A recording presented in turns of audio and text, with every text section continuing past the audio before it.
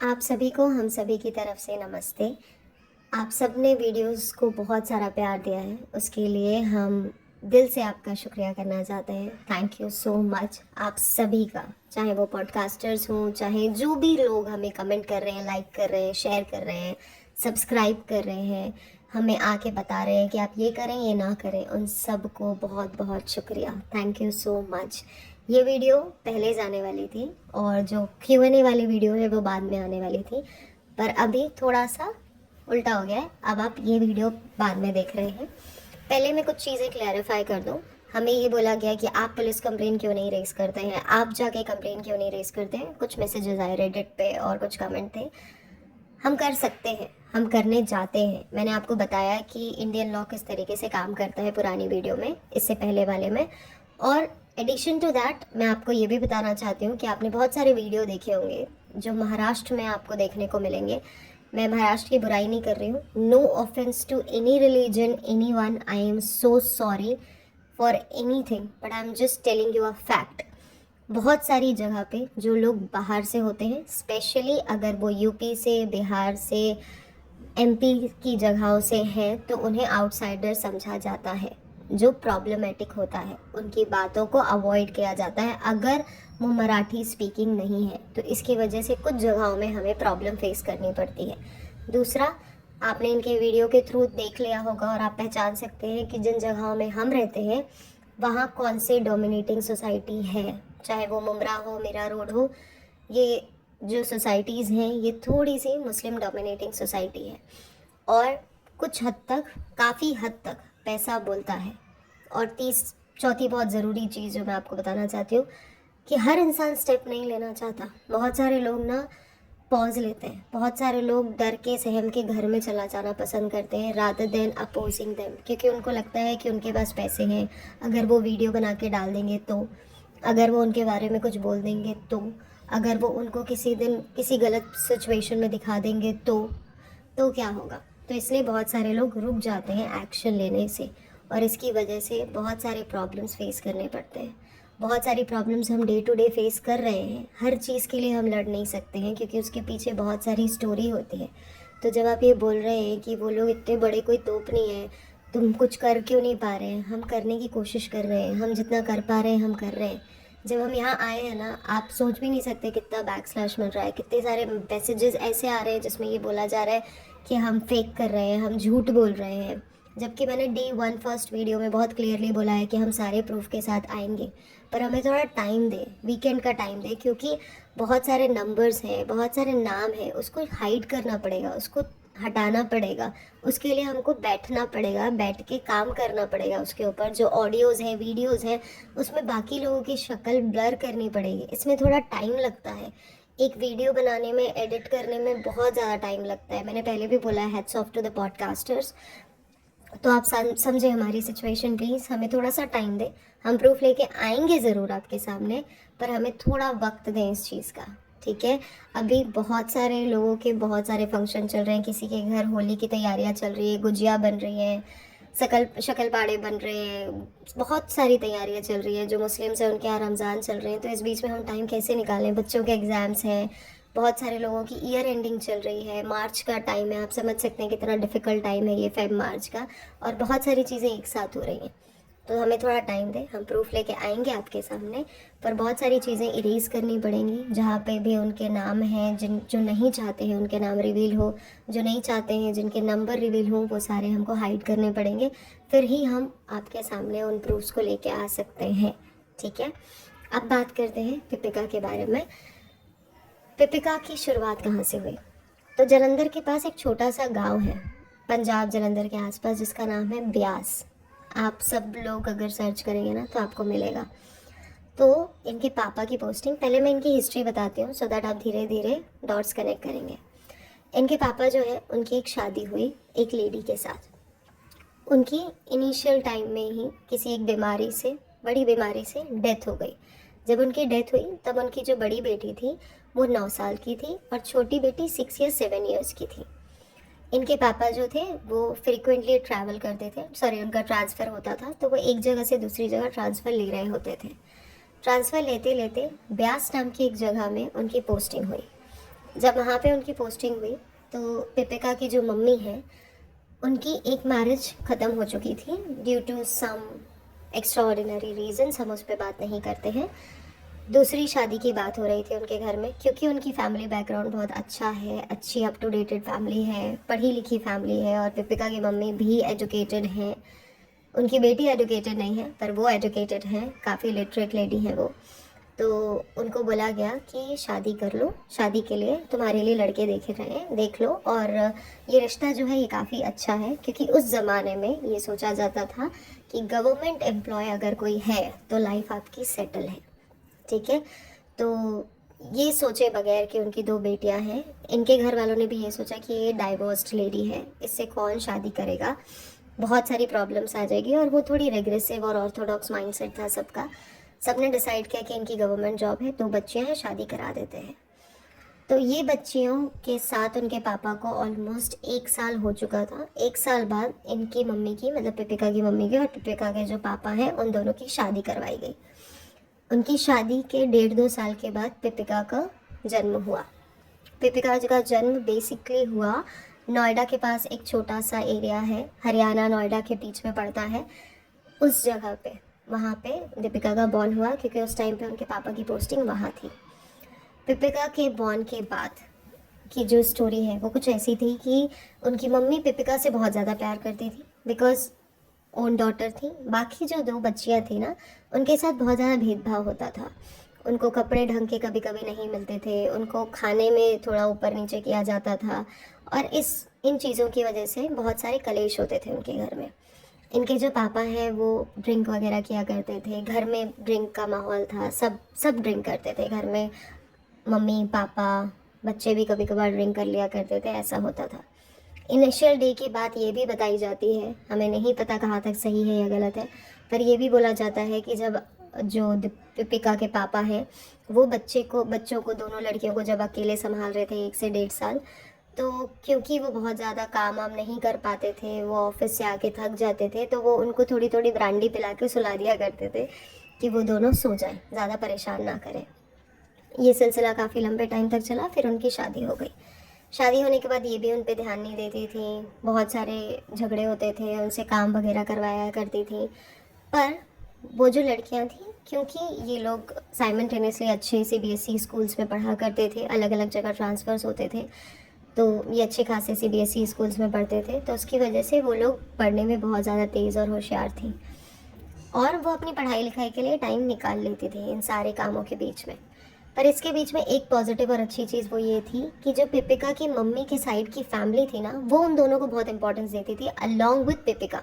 तीनों को बहुत ज़्यादा इंपॉर्टेंस दिया करती थी, उनके लिए गिफ्ट्स लाया करती थी, उन्हें सामान दिया करती थी, बहुत कुछ उनके लिए किया करती थी।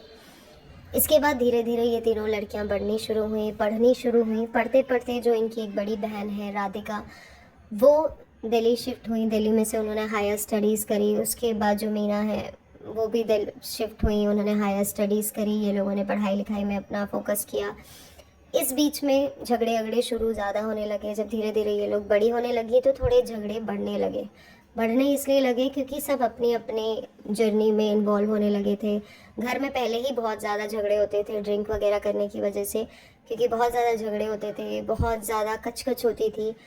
एक ऐसी चीज़ है जो बहुत बड़ा फैक्टर रखती थी इनके झगड़ों के बीच में, जो मैं यहाँ रिवील नहीं करना चाहती हूँ क्योंकि उन दोनों बहुत बड़ी एज के हैं, पिपिका के मम्मी पापा, और ये बात बतानी सही नहीं लगेगी।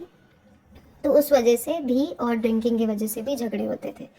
इन सारे झगड़ों का असर तीनों बच्चियों पे ही होता था, लेकिन धीरे धीरे क्योंकि बाकी की दोनों बच्चियां हायर स्टडीज़ के लिए दिल्ली पंजाब वगैरह इधर उधर पढ़ाई लिखाई करती थी और जलंधर वगैरह शिफ्ट होती रहती थी, पढ़ती थी, तो वो अपना फोकस कर ली थी। बट जब धीरे धीरे पिपिका बड़ी हो रही थी, वो क्लास 8th या 9th में पहुंची, तब उसके बाद क्योंकि वो लोग ट्रांसफ़र लेते लेते वो पहुँचे मुंबई के पास एक एरिया में। जब मुंबई के पास पहुँचे तो उस वक्त में पिपिका की जो मम्मी है, उनकी एक कज़न सिस्टर है, वो भी मुंबई में रहती हैं, तो उनके पास उन्होंने घर लेके शिफ्ट हुए ये लोग, और कुछ टाइम ये लोग मुंबई में रहे। उस वक्त में इन्होंने डिसाइड किया कि अब अलग होने का टाइम आ चुका है, क्योंकि बहुत ज़्यादा झगड़े हो रहे हैं। उन्होंने पिपिका से बात करी, पिपिका ने बोला कि ठीक है, अगर आपको लगता है होना है तो हो जाते हैं। इस बीच में मैं आपको पिपिका की स्टोरी बता दूँ थोड़ी सी। पिपिका जो थी वो शुरू से पढ़ने में बिलो एवरेज स्टूडेंट रहा करती थी।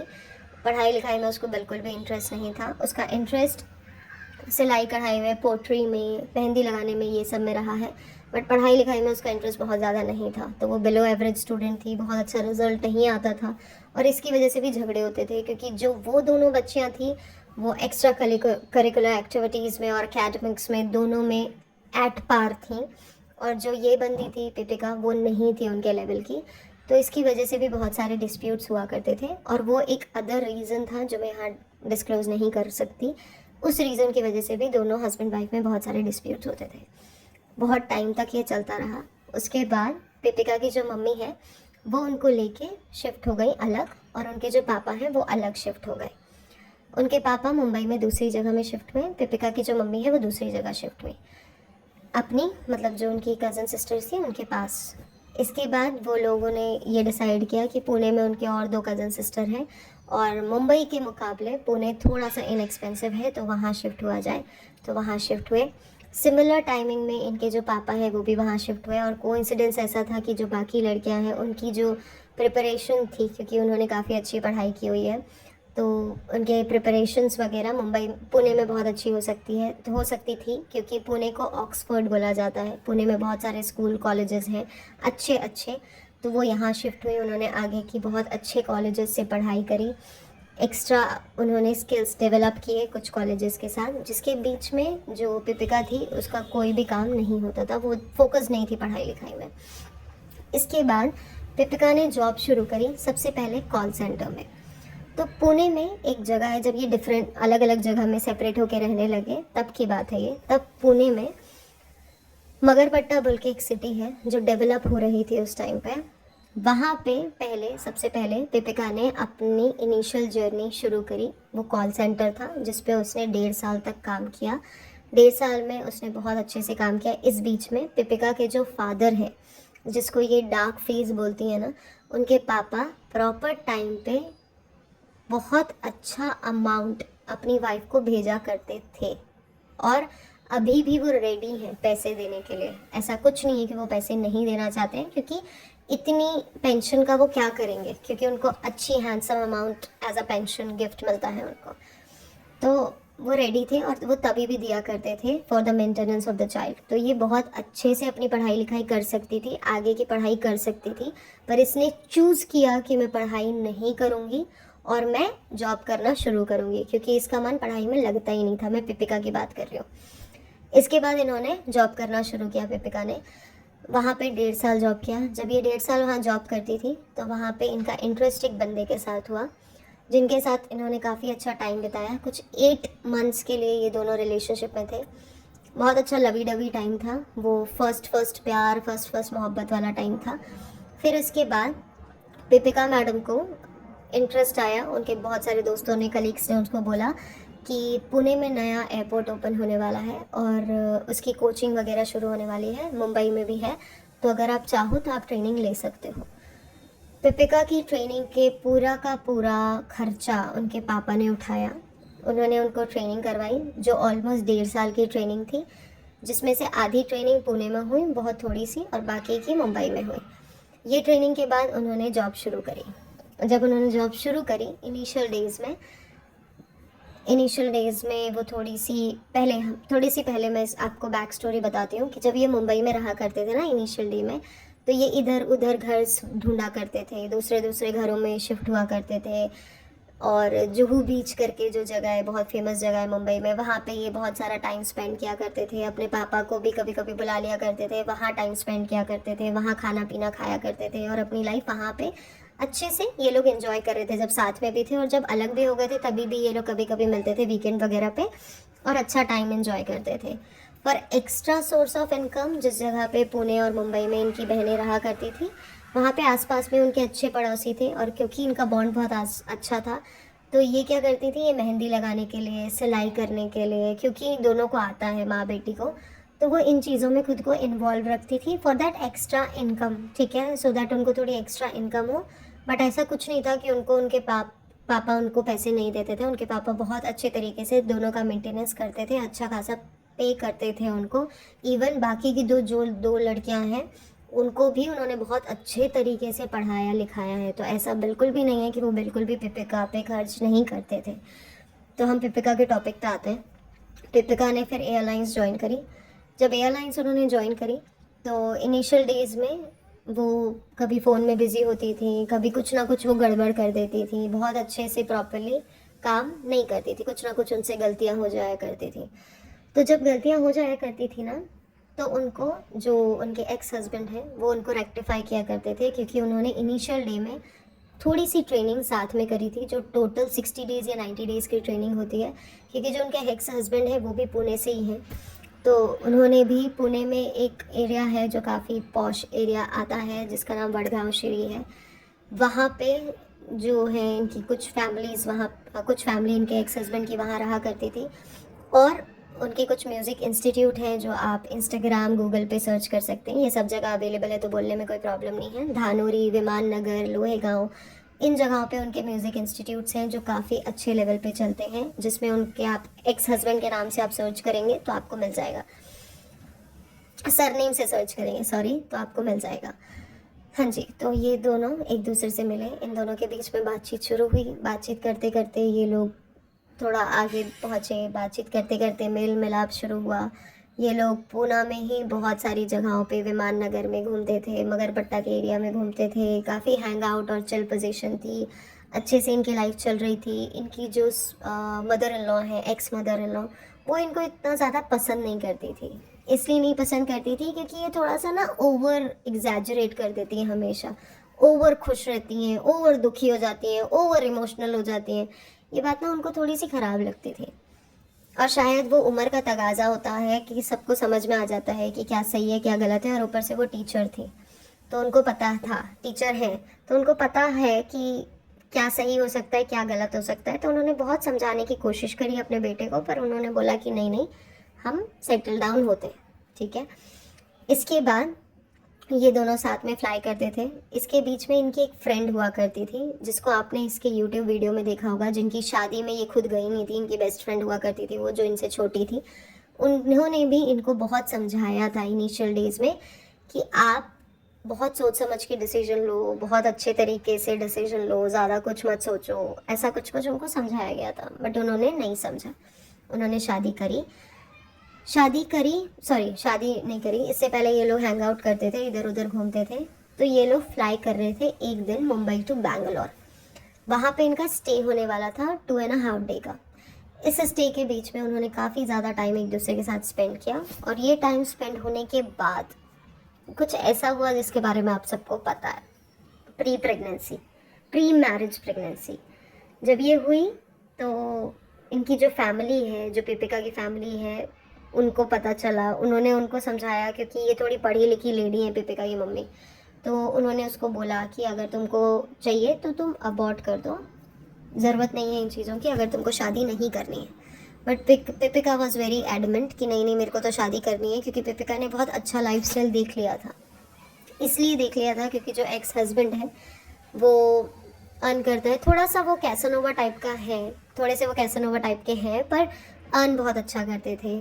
मम्मी जो थी वो बहुत अच्छे स्कूल में पुणे में अभी भी पढ़ा रही हैं, पुणे में टीचर हुआ करती थी, सॉरी, बहुत अच्छी स्कूल में टीचर हुआ करती थी। फिर इनकी म्यूज़िक क्लासेस वगैरह बहुत अच्छे लेवल पे चला करती थी। म्यूज़िक क्लासेस के बाद इनके जो एक्स फादर इन लॉ थे वो भी मॉडलिंग किया करते थे और अच्छी खासी इनकम उनकी भी थी।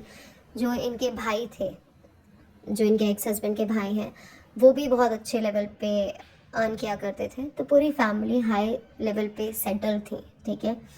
तो देख के पिघल गई हैं। और जब ये देख के पिघल गई तो इनको था कि नहीं, मुझे यहीं पे शादी करनी है। तो इनकी फैमिली ने, पुणे में एक चर्च है बहुत फेमस, वहाँ पे, क्योंकि ये इनकी फैमिली जो है वो जनरली उसी चर्च को बिलोंग करती हैं। अगर आप इनका फ्यूनरल देखेंगे तो वडगांव श्री, जो मैंने आपको इससे पहले नाम दिया है, वहाँ पे ही फ्यूनरल भी हुआ था। तो उसी चर्च में ये लोगों की शादी हुई। एक छोटा सा फंक्शन किया गया जिसमें बहुत लिमिटेड लोग थे, शादी हुई और उसके बाद इनकी फैमिली स्टार्ट हुई। फैमिली स्टार्ट होने के बाद शुरू के दिन बहुत अच्छे थे, बहुत आइडल थे, प्रेग्नेंट थी, बहुत सारे कॉन्वर्जेशंस उनके बीच में होते थे। ऐसा बोला जाता है कि उस बीच में जो इनके एक्स हस्बैंड हैं, क्योंकि वो थोड़े कैसनोवा काइंड ऑफ हैं, तो वो बहुत सारे लोगों से बात किया करते थे, बहुत सारे रिलेशनशिप में भी इंडल्ज थे, जिसका इम्पैक्ट दीपिका को हुआ और उसकी वजह से उनकी मेंटल स्टेटस सही नहीं था और इसका इम्पैक्ट बेबी पे हुआ और वो एक स्पेशल चाइल्ड निकली।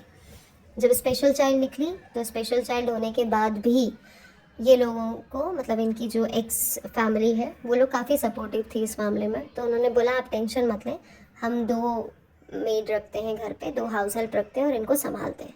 उन्होंने 2 हाउस हेल्प रखी और उनको संभालना शुरू किया। बहुत आराम से वो बच्ची आराम से पल रही थी, सब कुछ मैनेज हो रहा था। बट ये मैडम को ऐसा था कि ये मैडम फ्लाई करती थी और ये सुनती नहीं थी, ये अपनी मर्ज़ी से अपनी लाइफ जीने की शौकीन थी। तो ये इधर उधर फ्लाई करती थी, कभी लेट नाइट आ रही होती थी, कभी ये जल्दी चली जाती थी, कभी कुछ होता था, कभी कुछ होता था, क्योंकि फ्लाई करते करते भी ना बहुत सारे दोस्त बनते हैं। उस दोस्त में ना बहुत सारे ऐसे रिलेशन होते हैं जो आउट ऑफ द बॉक्स चले जाते हैं। तो दीपिका मैडम के साथ ऐसा होने लगा था, वो घर को अवॉइड करने लगी थी और वो बाहर ज़्यादा टाइम स्पेंड करने लगी थी। रीज़न शायद वो अपने एक्स हस्बैंड से उब गई थी या क्या था, पता नहीं। इनिशियल बहुत पहले ये शुरू हो चुका था। उसके बाद जब इनके भाई ने इनको बोला, सजेस्ट किया कि देखिए हमारे पास मीडिया इंडस्ट्री में लोग हैं, हम वहाँ पे आपके लिए जॉब ढूंढ सकते हैं अगर आप चाहें तो। इन्होंने बोला ठीक है। अब पुणे टू मुंबई 3-4 घंटे का डिफरेंस है बस। तो उन्होंने वहाँ पे 2-3 अपना पोर्टफोलियो बनाया, 2-3 जगह इंटरव्यूज़ दिए, बहुत सारे जगह पे उनको सिलेक्ट भी किया गया because of his brother in law, x brother in law sorry. और इसके बाद उन्होंने वहाँ काम करना शुरू किया। काम करते करते घर में पहले वो ना, क्योंकि मुंबई और पुणे रोज़ ट्रैवल करना थोड़ा डिफ़िकल्ट होता था, उसके बावजूद इनके एक्स हस्बैंड ने इनको एक गाड़ी लगा के दी कि आप रोज़, वो इनोवा गाड़ी हुआ करती थी जो रोज़ इनको पुणे से मुंबई ड्रॉप पिक किया करती थी उस टाइम पे, ठीक है, जिसका डेली का कॉस्टिंग अप्रॉक्स 4 to 5K हुआ करता था। बट वो पे किया करते थे कि ठीक है तुम्हारा कंफर्ट इज़ इम्पॉर्टेंट, तुम जाओ वापस आओ, आके बच्चे के साथ टाइम स्पेंड करो। बट इनका मन उसमें लगना बंद हो गया था। इन्होंने जो थोड़ी बहुत गलतियाँ इनके एक्स हस्बैंड से हुई, उन गलतियों का सहारा लिया और उन्होंने स्टार्ट किया उन गलतियों को अपने साथ के अपने कलीग को बताना। और लड़कों के लिए तो ये बहुत अच्छा मौका होता है ना, किसी के लिए एक अच्छा आदमी बन के दिखाना। तो ये इनिशियल स्टेज था। इनको काम करते हुए 2 से 3 महीने ही हुए थे। 2 से 3 महीने के बाद इनके नैना लड़े, प्यार हुआ, बाहर आई और इनके बीच में चैटें शुरू हुई। ये लोगों ने बात करना शुरू किया, बाहर मिलना शुरू किया, मुंबई के मॉल्स वगैरह में घूमने शुरू किया। तो जनरली इनके जो एक्स ब्रदर इन लॉ है, उनको तो सब कुछ पता था ना, उनको तो सब कुछ दिखता था, उनके सामने चीज़ें होती थी। हाँ जी, मुझे किसी ने ये भी बोला कि ये इतने बड़े सेलिब्रिटी हैं, ये सबके सामने ऐसा कैसे कर सकते हैं। तो आप यहाँ से लिंक करें इस चीज़ को कि अगर ये सबके सामने बहुत आराम से कर सकते हैं, एक एक्स्ट्रा मैरिटल अफेयर रखना, किसी और के साथ बाहर घूमना फिरना, अपनी बेटी को छोड़ देना, तो क्या इनके लिए सिगरेट पीना बहुत बड़ी बात हो जाएगी? क्या इनके लिए लड़की छेड़ना बहुत बड़ी बात हो जाएगी? जब ये इतने बड़े कांड कर सकते हैं तो ये छोटे छोटे कांड हैं इनके सामने। तो बार बार जब आप ये रिपीट कर रहे हैं ना कि इतना तो नहीं कर सकते, ये सेलिब्रिटी हैं, ये बहुत कॉन्शियस होंगे, ये फेक बोल रही है, थिंक ओवर इट। 1-2 बार सोचें। अगर ये इनके लिए बड़ा है तो अब तक तो आपने बहुत कुछ नहीं देखा और बहुत कुछ आपने खुद देखा हुआ इनके वीडियोस में, तो आपको खुद रियलाइज़ होगा कि क्या ये कर सकते हैं और क्या ये नहीं कर सकते हैं। तो आगे बढ़ते हैं। 3-4 महीने इन्होंने साथ में काम किया।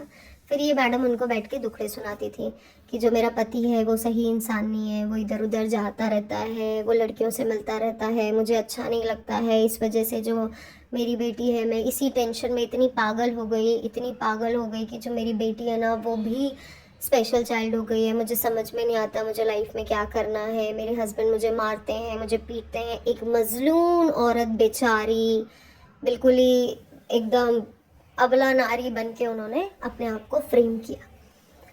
और उस वक्त जनाब जो थे उनके पास बहुत ज़्यादा रोल नहीं थे, बहुत ज़्यादा हाई इनकम नहीं थी, उनकी फैमिली वैसे भी भोपाल में रहती थी और उनकी फैमिली का बैकग्राउंड कैसा है वो आपको पता ही है। तो उन्होंने देखा कि भाई ये तो गोल्ड डिगिंग वाली सिचुएशन हो गई है, यहाँ पे तो मैं बड़ा सा हाथ मार सकता हूँ। तो उन्होंने स्टार्ट किया हाथ मारना। पहले उनको क्या करते थे, साथ में इनिशियल डेज में होटल रेस्टोरेंट्स घूमने जाया करते थे, जहाँ पे पिपिका पेमेंट किया करती थी।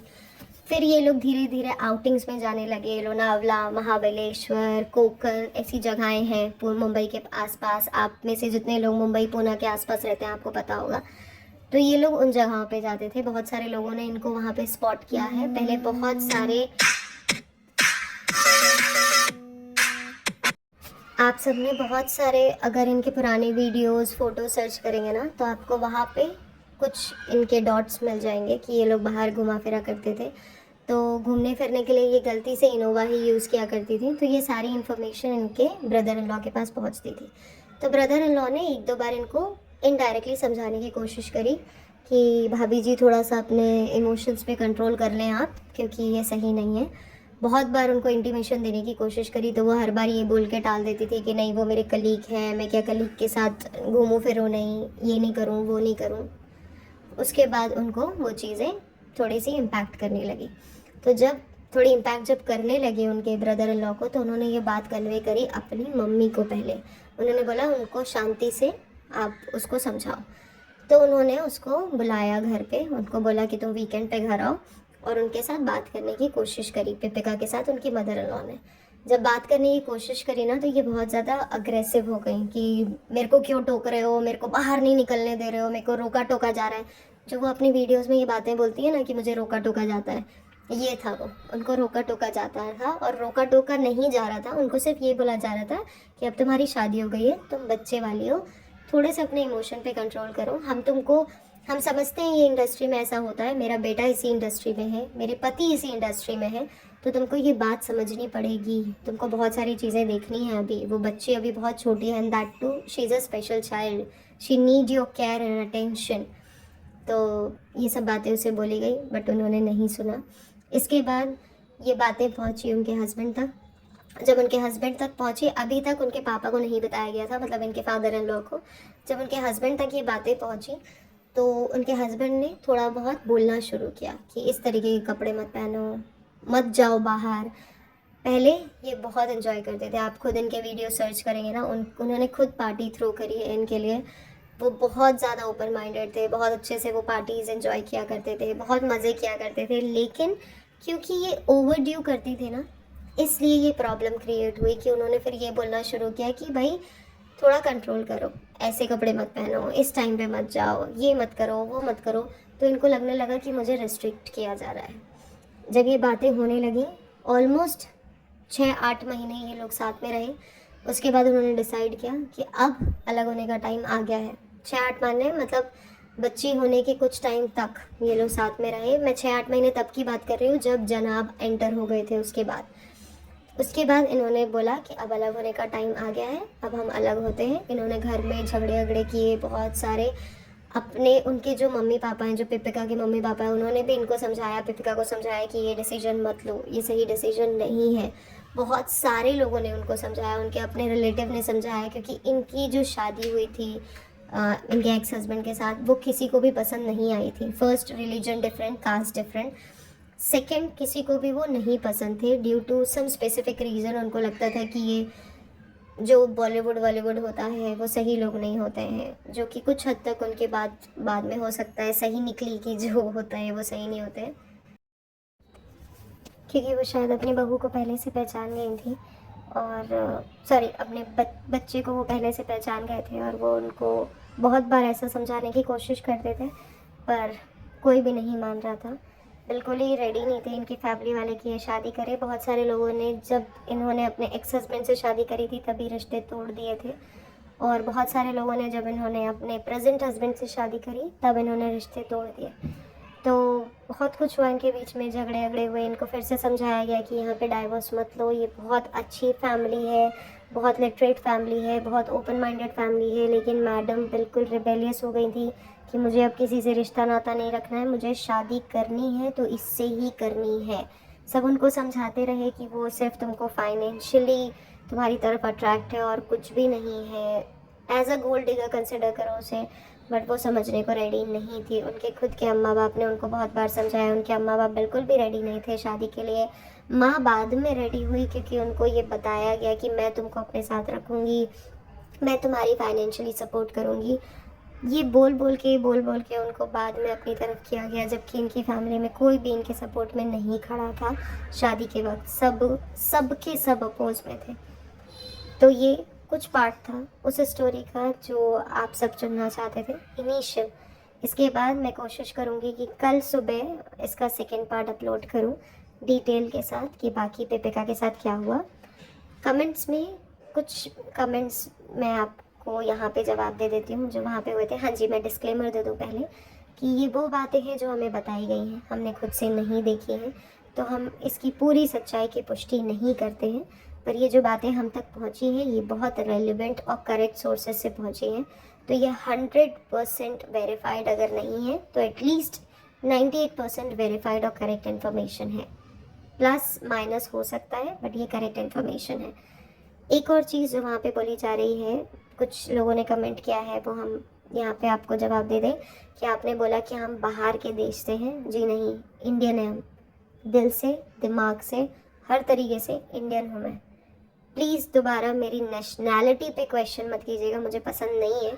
मुझे क्या, हमारे साथ जितने भी लोग यहाँ पे हैं, जो भी हमारे साथ, हम सब जितने भी लोग इस पे काम कर रहे हैं, जो भी रेडिट पे पोस्ट कर रहे हैं, जो भी यूट्यूब वीडियोस बनाने में हमारी हेल्प कर रहे हैं कि हम ज़्यादा से ज़्यादा लोगों तक पहुँचे, हम सब इंडियन हैं, प्योर इंडियन हैं हम। सो प्लीज़ अपनी इस तरीके की कमेंट्स अपने पास रखें, दोबारा मेरी नेशनैलिटी पे कमेंट ना करें। मुझे नहीं पसंद कि मेरी नेशनैलिटी पे कोई कमेंट करे। आई am so sorry for my language, but मेरी नेशनैलिटी इंडियन है और मैं प्राउडली इंडियन हूँ। मुझे नहीं पसंद मेरी नेशनैलिटी पे कोई मुझे जज करे। सेकेंड बहुत इंपॉर्टेंट पॉइंट जो बहुत सारे लोगों ने वहाँ पे कमेंट किया है वो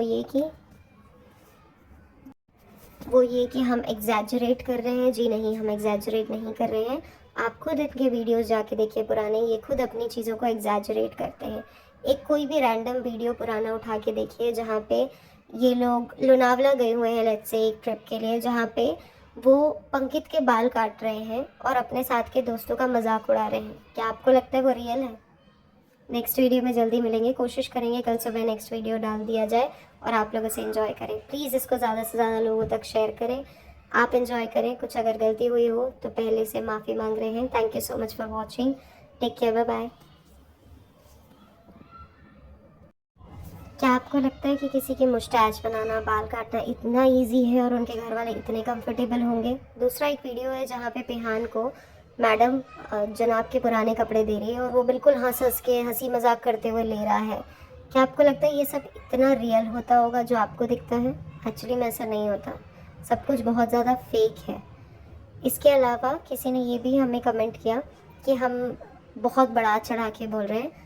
हम सारे प्रूफ्स लेके आएंगे, तब आप खुद देखिएगा कि हमने कितना बढ़ाया है और क्या रियलिटी है। एक और चीज़ बहुत इम्पॉर्टेंटली, ये वाला वीडियो हो सकता है आपको बहुत बोरिंग लगे क्योंकि इस स्टोरी में कुछ था नहीं। बहुत सारी बातें आप लोगों को पहले से पता होंगी, बहुत सारी बातें शायद अभी आप ऑब्जर्व कर रहे होंगे तो आपको पता चल गई होंगी। जो बातें मैं नेक्स्ट वीडियो में शेयर करने वाली हूँ वो आपको थोड़ी आपत्तिजनक लग सकती है। अगर आप कंफर्टेबल नहीं हैं सुनने के लिए तो ये डिस्क्लेमर है, प्लीज़ नेक्स्ट वीडियो मत देखिएगा क्योंकि नेक्स्ट वीडियो में मैं शायद कुछ हार्श वर्ड यूज़ कर सकती हूँ मैडम के लिए, क्योंकि मैडम काफ़ी कुछ गलत कर चुकी हैं अपनी लाइफ में। वो सारी सीक्वेंस आपको मैं नेक्स्ट वीडियो में बताऊँगी क्योंकि ये वीडियो अब तक में बहुत बड़ा हो चुका है, ऑलमोस्ट 30-35 मिनट्स का हो चुका है। तो नेक्स्ट वीडियो हम कल सुबह या कल दोपहर में डालने की कोशिश करेंगे जिसमें हम आपको उनकी नेक्स्ट जो भी अपडेट्स है, जो मैडम का झूठ है उनकी तबीयत को लेके, जो मैडम का घर में बिहेवियर है, जिस लेवल पे मैडम नार्सिसिस्ट है, ये सारी डिटेल्स हम आपको नेक्स्ट वीडियो में शेयर करेंगे। तब तक आप इन वीडियोस, दोनों वीडियोस Q&A और ये दोनों एंजॉय कीजिएगा। जितने ज़्यादा लोगों तक आप पहुंचा सकते हैं प्लीज़ पहुंचाइएगा। आप सब अपना ध्यान बहुत ज़्यादा रखिएगा। हम आपसे नेक्स्ट वीडियो में कल सुबह मिलेंगे। और मैं हम इसलिए बोलती हूँ क्योंकि मैं अकेले नहीं काम कर रही हूँ इस ऑडियो पे। कोई ऑडियो बना रहा है, कोई रिकॉर्ड कर रहा है, पब्लिश कोई और कर रहा है, बहुत सारे लोग साथ में मिलके काम कर रहे हैं क्योंकि हम सारे लोग बहुत ज़्यादा परेशान हैं। हम एक नहीं हैं, हम 87 लोग इसमें काम कर रहे हैं।